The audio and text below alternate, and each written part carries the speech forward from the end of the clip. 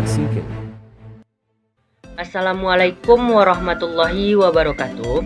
Kami dari kelompok 5 akan mempresentasikan makalah kami yang bertujuan untuk memenuhi tugas dari Ibu Dr. Hamda Sofi Nadia MA dalam mata kuliah Penghantar Hukum Keluarga Islam. Pada kesempatan kali ini, kelompok 5 akan membahas tentang perceraian yang meliputi tentang pengertian perceraian, dasar-dasar hukum perceraian, macam-macam perceraian, dan tujuan perceraian. Kelompok 5 yang beranggotakan 3 orang, yaitu yang pertama saya sendiri, Muhammad Yahya, dan rekan-rekan saya, Ega Wahyu Fitri dan Hasim Mulia Siregar. Baiklah, langsung saja kita masuk kepada topik yang pertama, yaitu pengertian perceraian.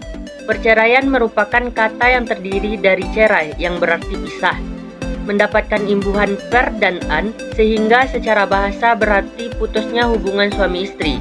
Talak, hidup terpisah antara suami istri selagi kedua-duanya masih hidup. Undang-Undang Perkawinan pada pasal 38 dan KHI pada pasal 113 menyatakan bahwa perceraian itu merupakan salah satu sebab putusnya perkawinan. Sedangkan menurut istilah agama, talak dari kata itlaq artinya melepaskan atau meninggalkan. Talak berarti melepaskan ikatan perkawinan atau bubarnya hubungan perkawinan. Yang kedua adalah dasar hukum perceraian. Dasar hukum perceraian pada Undang-Undang Perkawinan terdapat pada bab ke-8 tentang putusnya perkawinan serta akibatnya pasal 38 dan pasal 39. Sedangkan pada KHI pada bab 16 tentang putusnya perkawinan pasal 113 sampai pasal 128. Selain dalam aturan-aturan yang dikodifikasi, para ahli-ahli fikih juga memiliki pendapat yang berbeda mengenai hukum perceraian menurut Islam. Pendapat yang paling benar di antara semua itu yaitu yang mengatakan terlarang, kecuali karena alasan yang benar. Mereka yang berpendapat seperti ini ialah golongan Hanafi dan Hambali. Adapun alasannya yaitu Rasulullah Shallallahu Alaihi Wasallam bersabda, Allah melaknat tiap-tiap orang yang suka meresai atau bercerai. Maksudnya yang suka kawin dan bercerai. Baiklah, selanjutnya topik kedua akan dibahas oleh rekan saya, Ega Wahyu Fitri. Baiklah, saya Ega Wahyu Fitri, NIM 2013010057. Di sini saya akan menjelaskan macam-macam perceraian. Yang pertama, talak raj'i. Perceraian ini terjadi apabila suami mengucapkan talak 1 atau talak 2 kepada istrinya. Suami boleh rujuk kembali dengan istrinya ketika masih dalam masa iddah. Namun, jika masa iddah telah habis, suami tidak boleh lagi rujuk kecuali dengan melakukan akad nikah baru. Yang kedua, talak bain. Perceraian ini terjadi apabila suami mengucapkan talak 3 kepada istrinya.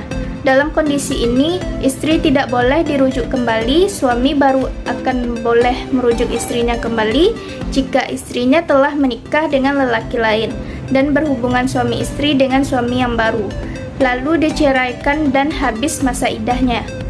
Yang ketiga, talak sunni. Perceraian ini terjadi apabila suami mengucapkan cerai talak kepada istrinya yang masih suci dan belum melakukan hubungan suami istri saat masih suci tersebut. Yang keempat, talak bid'i.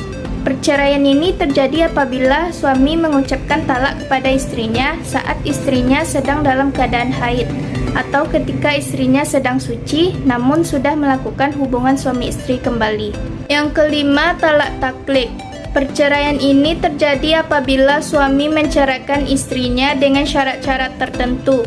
Dalam hal ini, jika syarat atau sebab yang ditentukan itu berlaku, maka terjadilah perceraian atau talak. Yang keenam, gugat fasyak.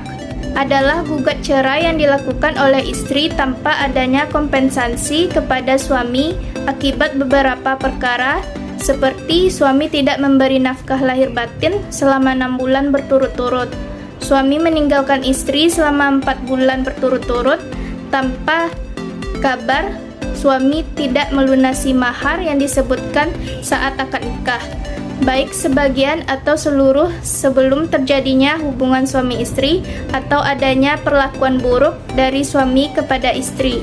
Dan yang terakhir, khulu.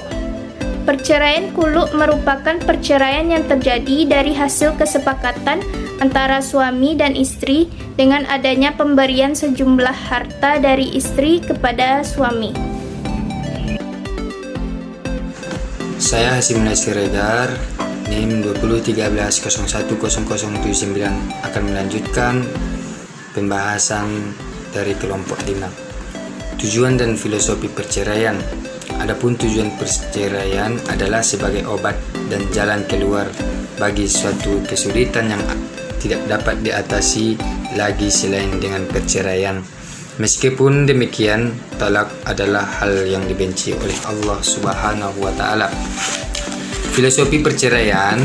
Pengertian perceraian sendiri dalam KHI secara jelas ditegaskan dalam pasal 117 yang menyebutkan bahwa perceraian adalah ikrar suami di hadapan sidang pengadilan agama yang menjadi salah satu sebab putusnya sebuah ikatan perkawinan. Berdasarkan uraian tersebut dapatlah diperoleh pemahaman bahwa perceraian adalah putusnya ikatan perkawinan antara suami dan istri dengan menggunakan lafaz tolak atau semisalnya. Dua orang yang punya sifat dan kepribadian yang berbeda disatukan dalam satu ikatan perkawinan tentu bukan satu hal yang akan terus berjalan mulus. Pasti ada masanya di antara suami istri akan timbul masalah, baik itu masalah yang baik, baik itu masalah yang buruk. Itu disebabkan oleh istri maupun suami, karena masalah yang ada di antara mereka ini tidak menemukan jalan keluar yang baik, maka salah satu pihak dapat mengajukan perceraian. Nah, undang-undang perceraian menganut prinsip mempersukar terjadinya perceraian, karena perceraian akan membawa akibat buruk bagi pihak-pihak yang bersangkutan. Dengan maksud untuk mempersukar terjadinya perceraian, maka ditentukan bahwa melakukan perceraian harus ada cukup alasan bagi suami istri itu tidak akan dapat hidup rukun sebagai suami istri lagi. Sekian, jika ada kesalahan mohon dimaafkan, karena kebenaran datangnya dari Allah Subhanahu wa Ta'ala dan kesalahan itu datangnya dari diri pribadi kami sendiri. Wassalamualaikum warahmatullahi wabarakatuh.